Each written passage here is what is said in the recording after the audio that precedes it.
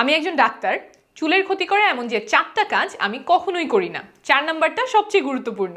1, ভেজা চুল নিয়ে ঘুমাতে যাই না, কারণ ভেজা অবস্থায় চুল দুর্বল থাকে, ভেজা চুল নিয়ে ঘুমালে চুল পড়ে যাওয়া সহ অন্যান্য ক্ষতি হতে পারে। 2, রাবার ব্যান্ড দিয়ে চুল বাঁধি না, কারণ রাবার ব্যান্ড দিয়ে চুল বাঁধলে সেখানে চুলটা ভেঙে যেতে পারে। রাবার ব্যান্ডের বদলে ব্যান্ডের উপর যেগুলো কাপড় দিয়ে মোড়ানো থাকে সেটা দিয়ে চুল বাঁধি। 3, খুব শক্ত করে চুল বাঁধি না, কারণ খুব টাইট করে ঝুঁটি বা খোপা করলে চুলের যেখানটাতে খুব টান পড়ে, বিশেষ করে হেয়ার লাইনে, এখান থেকে চুল পড়ে যেতে পারে।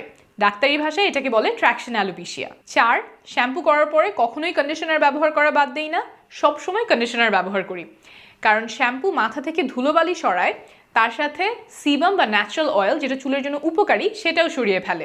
কন্ডিশনার এই ন্যাচারাল অয়েলের মতো কাজ করে চুলের মধ্যে ফ্রিকশন কমায়, আরও মসৃণ ও ঝলমলে করে তোলে।